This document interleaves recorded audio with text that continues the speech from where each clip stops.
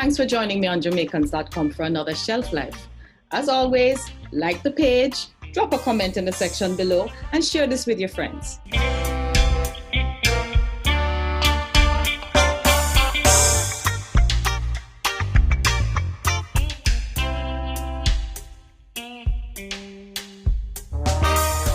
Today on Shelf Life, my guest is a gentleman who, for most of us, needs no introductions. If you grew up in Jamaica in the 60s, 70s, 80s, even the 90s, the name, the Honorable R. Danny Williams, will mean something to you. That name is synonymous with the insurance industry in Jamaica. And he was the founder and president of Life of Jamaica, which is now Sagicor. To detail all of his accolades and all his honors would take me all day. And so I won't be able to do that, but he deserved every single one of those honors. In reading his biography, I Tried to Make a Difference, which was written by Sandy McIntosh. I learned so much about the man himself, so much I would never have thought of. I'm honored to have with me today, R. Danny Williams. Let's chat. So welcome, Mr. R. Danny Williams. Danny, I am so thrilled to have you on my show. As I said to my viewers when I was starting, if you grew up in the 60s, 70s, 80s, 90s, right into today, and you don't know the name R. Danny Williams, it means that you never grew up. It means that you never come from Jamaica and you don't know nothing at all. Welcome to Shelf Life. Thank you, my dear. It's a pleasure to be with you. This book gives us such great insight into who you are as a person, because growing up, R. Danny Williams, the R. Danny Williams building, the LOJ buildings were landmarks, but we never really know anything about you. So this is our chance to get to really know you and who you are. Growing up in the 30s, what was that like for you? Family life? Well, I was born in 1934, and then the war came in 1939 when I was only 5 years old. And so I remember the 30s as being the war years. Okay. And because that was a time when everything was short and in terms of imports, but Jamaica was producing a lot for itself. Mm-hmm. That sounds like my 70s years. We were never short of food or anything like that. Mm-hmm. But when rice came into a neighborhood, a bag of rice, everybody shared it. Okay. So I remember that period in the 30s, as I said, born 34. The war started 39. I was only about 5 years old, and then it went on until I was about 11 years old. So I remember that period as being a period where people just simply worked together and would listen every 6 o'clock every afternoon to the BBC shortwave radio as to what was happening in the war. And people just had to make life for themselves. Nobody was going anywhere. German U-boats were out there, just outside our shores. So people just stayed put. That is interesting. And then worked together, That's interesting because you rarely ever hear anybody talk about the war years from a Jamaica perspective. You kind of think of the war as being over there, so somewhere, and it never have anything to do with me and you. But it's nice to hear you talk about that. What about your family? How big a family? What was it like growing up in terms of your family? Mother, father, 2 sisters, and myself. And my mother came from a fairly large family. A very large family, in fact. And we were close. As a family, generally, we were very close. And as I said, during those war years, nobody was going abroad or anything like that. Mm-hmm. So the members of the family were here, and you visited with each other. We had a happy family. As you know, and as you read in the book, we were not wealthy people. My father was an accounting clerk at JPS. My mother never had a formal schooling like St. Andrew High and so on. She went to some private schooling, and at 15 or 16, she started. She was a good dressmaker, seamstress, and she was very good. I mean, she's one of these people that could just stand up beside you with the fabric and, yeah, fine, and then just go and cut it, I had an aunt like that. So we had, she did her dressmaking from home. My father, as I said, worked, and we always had guests in our house. We always had boarders in because we needed the extra revenue. But we were never hungry. We were always comfortable. I remember us being very happy, to tell you the truth. In fact, as you talk about boarders, as you talk about having boarders, there's a part in your book where you talk about your bed actually being in the passageway because you had boarders. And it's funny reading stuff like that because we always just think of people who have reached a certain status in life as if they were born there, you know? Yes. And so many of us didn't come from money, but we don't know that. You know, people see you at a certain stage of life and they think, oh, have money. But they don't understand that, you know, you started somewhere humble. And so that was wonderful to be able to read, is that, you know, you came from, in fact, as we talk about started humble, you started being an entrepreneur from a very young age. Tell me the cigarette story, because that was funny. Well, the fact of the matter was, as I said, we didn't have a great deal. We had enough, but we didn't have a great deal. I wanted more pocket money. And my father said, I can't give it to you. And so he says, well, as I came also from a family where a lot of my mother's family were small entrepreneurs. One ran a gas station and things like that. And so we had it sort of in our blood that, you know, if you must go into some kind of business if you want to make some money. Okay. And my mother's father was a merchant. And so it kind of ran in the blood, you might say. And so he said, well, he and I sat down, discussed it, came up with the idea that at that time, you know, you didn't have motor cars. There were no motor cars around. Mm-hmm. Everybody rode a bicycle. We didn't have any access to the store just down the road kind of thing. And so we came up with the idea. And I should tell you also, in those days, everybody smoked. Yes, it was that time. Actually. That time where everybody smoked cigarettes. Mm-hmm. And so we came up with the idea of why not distribute cigarettes in the neighborhood. And on top of that, the whole road area where I was living, a lot of new little houses were being built. So you had a lot of workmen out there who would buy cigarettes from you during the day. And my helper kept the business going for me when I was at school. Because, you know, guys would come by and buy a stick of cigarette. But Jamaica, I think, is probably the only place I know where you can buy one stick of cigarette. Is you started? Is you? So I carried on the business from there and did well.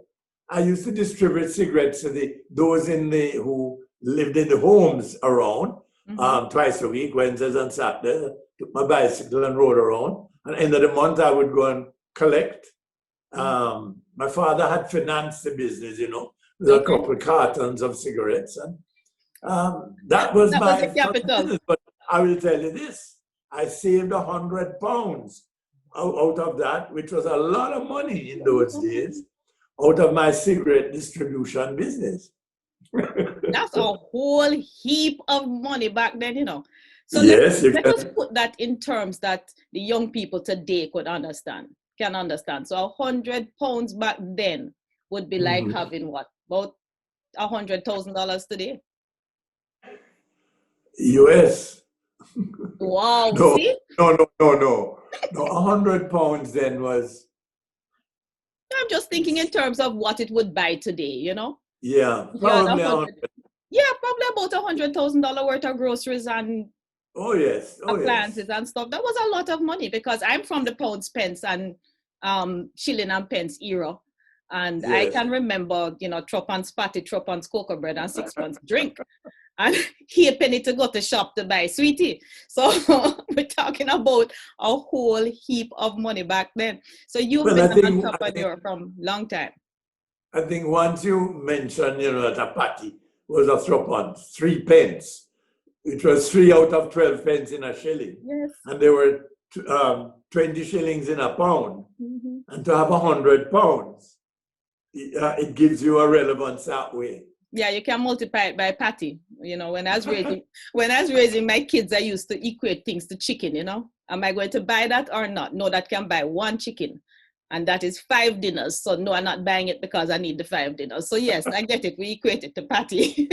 So you got into the business of retail, and you also at one point were working in some kind of manufacturing kind of setting, but you did quite a few things, and then you found out, you realized that you had this love of selling. Now, for me, your story of how you got into insurance was really, really ingenious. And I don't want to give away the whole book because I want them to buy the book.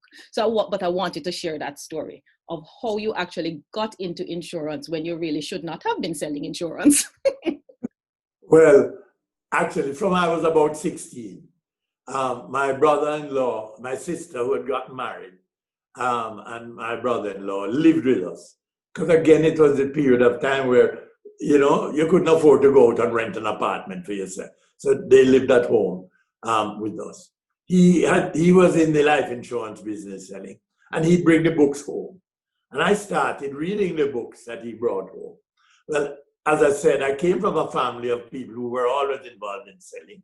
I had had my successful business. So this idea of selling and so on was just natural for me. And so I started reading all these books. And then I started, remember, at this time I'm in 5th form, 6th form. And some boys are leaving school at 5th form. In those days, very few went on to 6th form. Right. And they'd go and get a job. Graduating from JC, they would go and get a job in the civil service, which was a very important job to get at that time. And I would introduce him to these boys who had got their first jobs and help him to make a sale. I don't have to say that I must admit that I didn't do it for free. Clearly. You had to pay a spotter's fee. Yes. For doing that.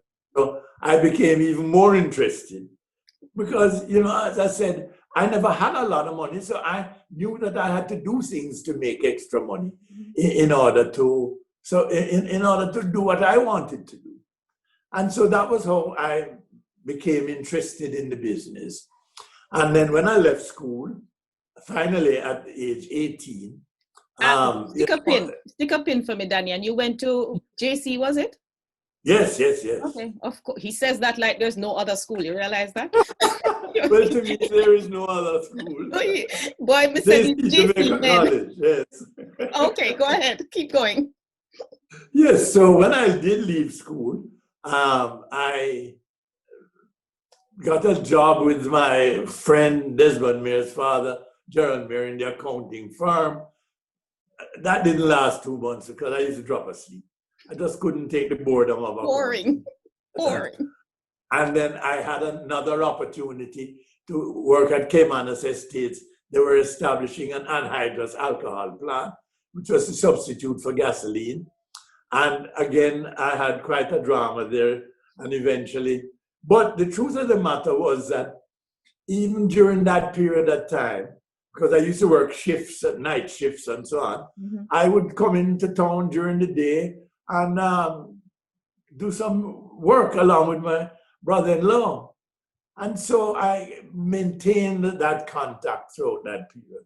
But you know, the idea of Mr. and Mrs. Williams, the son that they'd sacrificed so much for, to send to JC, and my mother had worked into all hours at night, making clothes for people in order to pay the school fees. You know, he should go to university. And be a doctor. Oh, well, become a professional of some kind. Because back then, doctor, lawyer, you had to be a professional of some kind. And back then, insurance wasn't even considered a professional. No, insurance was not considered as a worthwhile profession as such. And I did get admitted to Guelph University to do agricultural chemistry, but the truth was they just didn't have the money. We couldn't put the money together. And so I just continued in the insurance business. And that in itself was a bit of a drama because I was only 18 and a half years old. And you couldn't get licensed. You couldn't get a bond until you were 21. Okay. And so I used to sell part-time through my brother-in-law. Using his bond. Using his contract. Mm-hmm. And so, well, that eventually, we worked that out eventually by my father guaranteeing the bond without going into all the details. Yes, no and details so I was here. my own contract. I actually got it on my birthday, the 3rd of July, 1953. So I finally got my own contract. And tell you the truth, I was successful from the word go. Well, that does not surprise anybody, because to have reached where you reached, you had to have had that drive and known that success was just something you were not going to live without. And when you read the book and just the step from even the stories about the alcohol plant, I'm not giving it away because it is hilarious and you have to get the book, and I'm not giving away the whole book. But even that, just knowing that sometimes people don't realize the stepping stones that you take and that you have to take to where you want to go. And I think your life and this book should be required reading. I think I've said that to one other person only. Should be required reading for our young people. This book should be something that them read in high school to understand that when you get out of high school and when you go to college and get out of college, there's not this big pie waiting for you. You still have to put in the work. You know, you still have to put in the work, and your work paid off because you ended up being the founder of something we all know about. People still call Sagicor LOJ. Jamaica, yes. People still call it the LOJ building. So how did Life of Jamaica come about? Well, I was in the life insurance business. I saw where, although the business was successful and many of us were making a decent living out of it, that the business wasn't doing anything for Jamaica. Because every dollar that we earned was being shipped to Canada or to England, because we had about 17 companies from this Canada, America, and England in Jamaica. We only had one small Jamaican company, Jamaica Mutual, that wasn't doing all that marvelously well. And all the funds were not being used to develop Jamaica at all, but were being shipped abroad. We did nothing for ourselves. Not even our envelopes were bought low. I tell you better, even the urine samples were sent abroad to the testing. That was the degree at which we operated. And so I saw this need. Prior to that, I'd had the experience, just a couple of years before, of being invited by Douglas Fletcher to become, because at the time I had done very well, I was fairly well known, the Life of Jamaica, North American Life had done so well. So I was fairly well known as a young budding businessman. And so Douglas Fletcher invited me as the only little youngster to the board of the newly formed Citizens Bank. Okay. And so I lived through that experience of forming a company, which I must tell you taught me a great deal. And especially in Jamaica. Life in Jamaica. Especially in Jamaica, where it's not a simple task. No. And so I saw this opportunity. And I said, this doesn't make sense. We're not doing anything. We're not developing our country. And in all fairness, I must give a certain credit to Eddie Siaga, because a year before, Eddie Siaga had spoken to me along these lines and said, you know, Danny, you're the obvious person to do it. Why don't you form? At the time, I told him I wasn't ready. And subsequently, when I was ready and I went to see him, I want to give him the credit because he gave me support, without which I could never have formed Life in Jamaica. And so we went on to form the company so as to be able to create the professions. We didn't have any actors in Jamaica. We had one actress who had just come back. That was Daisy Coke. Otherwise, we didn't have any actors. Wow. We didn't have any investment companies. You know, we had Citizens Bank had just been formed with 50% ownership in Jamaica. Just prior to that, BNS, knowing that Citizens Bank was coming, right, they quickly popped and went and offered 25% of their shares to the Jamaican public. So things are starting to happen. Right. And you must remember, this is 1970. Yes. We got independence in 62. And let me tell you, that was one of the greatest times to have lived in Jamaica. Because everybody was all about, we must start doing things for the country. It was a So much make Jamaica wonderful a better time. place. That Sorry? whole late 60s into the 70s was just a wonderful time of coming into our own as Jamaicans, learning Right. how to own as Jamaicans, and learning that we can own and that we can be our own masters in Jamaica. Because I'm a 60s baby, 70s girl. So that was my period of, boy, Jamaicans, we can do this. Boy, you mean we can do that? We can do that, you know? And so Life of Jamaica was, of course, where I got my first health insurance, like most people I know. And so for us, it was just a real awakening that, wow, this Jamaican insurance company, because, you know, our parents had insurances with all the other companies Yes. that were about from wherever, and they come from all over the place. So Life of Jamaica was something special because it was Jamaican, it was our own. And if I remember, you launched in June of 1970. Correct, yes. Beautiful. A big launch. Yes, it was massive. I mean, you know, it didn't matter We where. flooded Jamaica that day. I Planes know. flew overhead with streamers. Every radio station blasted it. And remember, at that time, it wasn't hard to cover the whole country. And we only had one TV station, so it didn't matter. When you turn it on, the only thing you could see was LOJ. Everybody had to look at it. You had no choice. There was no internet to turn away to, no YouTube to watch, no video. No, that. Funny when I think about the fact that in 1970, we never even had VCR. You know, you turn on JBC when it turn on, and when the night come and the anthem come and it got to the color bar, it's done. You got to your bed. Yes, you're so right. But, you know, it was a wonderful period in which to have lived.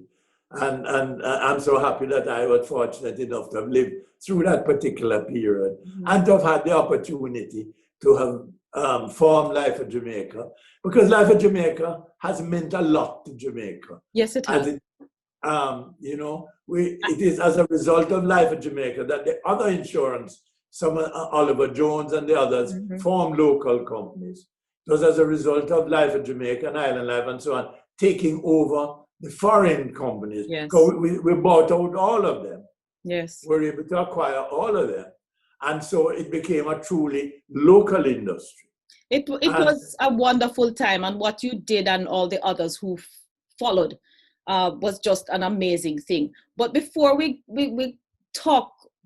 continue to talk about life insurance and end the show on life insurance, there is so much more to this book. That was fascinating, by the way, was reading about the LOJ, because, you know, as again, you grew up and LOJ is a household name. But there was so much more. There's so much more about you and the fact that you are very, very big into people and helping people, and to be able to read about all the people you've mentored and helped and done so much for. This compassion that you have for people. And a lot of people think that, you know, life insurance people are really just about trying to get you to buy a policy. But what I have found out from my personal experience and many friends that I have that are in insurance is that they really do care. They honestly care.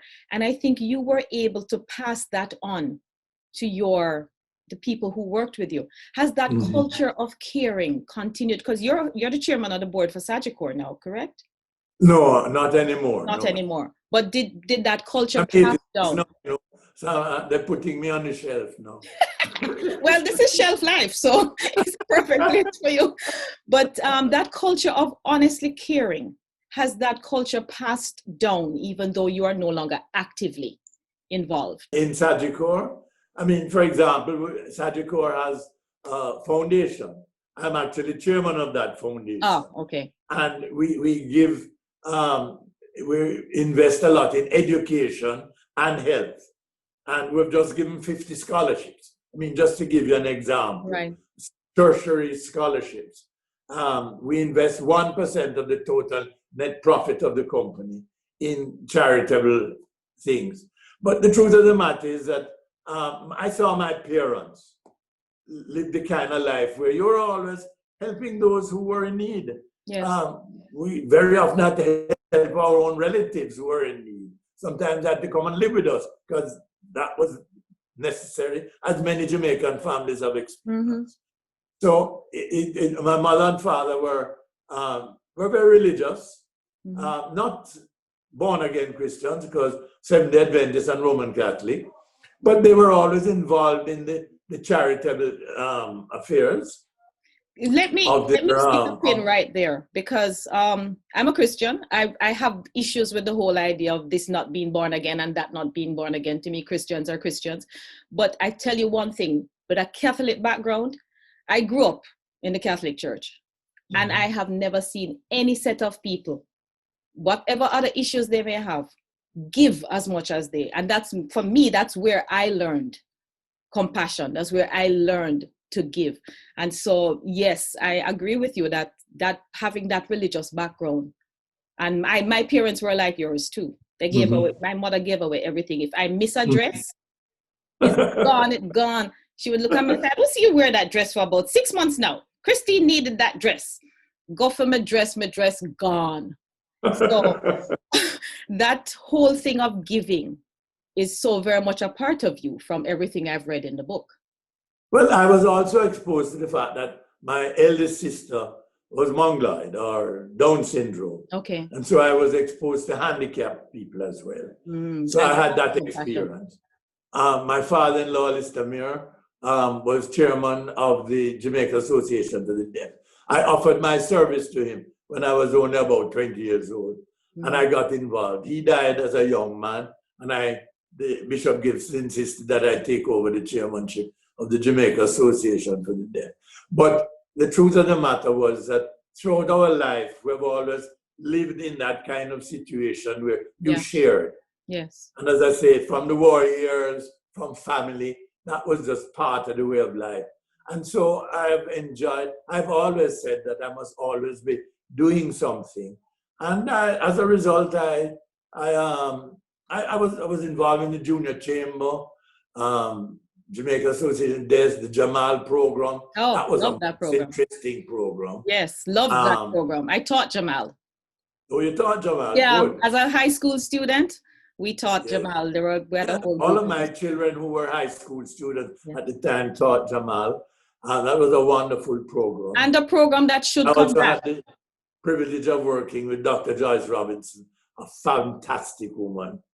So, and I've always been involved. You know, I got involved with the university through my mentor, Douglas Fletcher, and his son. We decided that Jamaica needed a private facility. And so the Tony Sway Swing was born, and we raised all the capital locally to do it. And so it has just been part of my life to devote a portion of time every day, every week, every month, every year to things that helped. And I've enjoyed it. I've always felt life insurance business was helping people. And it is. I regarded the insurance business as not as a means of making a living, but I felt it was helping people. And so everything that I was associated with, I enjoy helping people. I don't even remember when I helped somebody. And that's the truth. That's a true test of doing it from the heart, is that you don't remember, you don't keep score. But listen, I have to get to you and Shirley, because the love story of Danny and Shirley is a part of the book. In 2 sentences, because them have to read it. Tell us about your beloved Shirley. Met her by crashing her 13th birthday party. When I was 14 and a half, took a shine to her. We would meet at little parties in between. At her 16th birthday party, by this time I've got to know her, so I got a legitimate invitation. And, she looked like she was taking a shine to me too. So by this time, and at her 16th birthday, I made my pitch, and she rejected me on the basis that she had noticed me at the parties that I was a flirt. And so I set out to prove to her I wasn't a flirt. The result was that a week before I was 20, we got married. She wasn't pregnant at the time. She cut off the flirting, man. She end the flirting good and proper. Done. Knock out flirting, man. Knock out all my flirting. And so and we've been married now for 66 years. She has been a phenomenal support for me. She's been supported me in everything that I've ever done. And there've been a lot of times where if I were her, I would have left me. Because, there were some really hard times because of all the things I was involved in and the lack of time for family and home. But we had 6 children too, remember? Right. We had 5 children in the first 6 or 7 years of marriage. Wow. So we didn't lose any time. But we've had a lovely life, a happy life. We still love each other. And it's been a wonderful life supporting each other. That is brilliant. That was the romance, just because she thought I was a flirt. That is brilliant. That is brilliant. That is a brilliant story. So to wrap this all up, what are the takeaways from your book? What is it that you want people to know about you? What do you want people to feel? What do you want them to, especially young people, to know and to get from your book? I want the young people to realize that what they come and see today didn't just happen. Mm-hmm. I want them to realize where we're coming from and all the things, notwithstanding all the warts on our country and the particular difficulties right now, but to realize where we have come from. They don't know the history. And when Jamaica got independence, 50% of our country was illiterate. Yes. They don't know all of this background. I want them to understand that background and to realize that we have a lot to be thankful for. Mm-hmm. The other thing I want them to do is to realize that it don't matter where you come from. It don't matter whether you're born in riches or out of, you don't have to be born in riches or a wealthy family in order to do well. You can do well if you're prepared to pay the price of hard work. You're prepared to pay the price of studying your profession and paying the price of hard work and working and caring with what you do and not do it just for money, because money can only do so much. Mm-hmm. What is really important is sharing your life and helping to make wherever you live a different place. Try and make a difference is what I keep. As the book said, I tried to make a difference. And on that note, that is a wonderful note on which to end this amazing conversation with you. As I said, I've been honored to have you on my show. I am better for having spoken to you and read your book, because it is inspirational and it is truth. It was written just honestly and from the heart. Thank you so much for the gift of you to Jamaica, the gift of your life and your talent and all that you have given to Jamaica, and the gift of this book that will live on long after for people to know and to learn and to appreciate from. Thank you very much for being here. You're most welcome. And I'd just like to add that all proceeds from the book goes to the Danny Williams Scholarship Fund at Jamaica College to give scholarships to needy boys, bright, needy boys. And this year alone, we gave 30 scholarships. Oh, brilliant, brilliant. And my readers will be able to find it, and watchers, will be able to find it on Amazon, and it's all over the place. I know I got mine on Amazon. So ladies and gentlemen, you have got to get this book. It is worth it. It's a life of a true Jamaican icon who have a whole heap of letters behind his name that I can't call half of those letters. But yes, thank you very much. It has been my pleasure having you on Shelf Life. Thank you. I appreciate this very much. Thanks for joining me on Shelf Life today. Man, what a man. What an honor to have been able to chat with him. I'll see you again next week, same place, same time, to see what else is on my shelf. In the meantime, check out my website, jfalloon-reid.com, to learn more about Shelf Life, more about me, and to catch up on the shows you've missed. Catch you again next week, same place, same time. Walk good.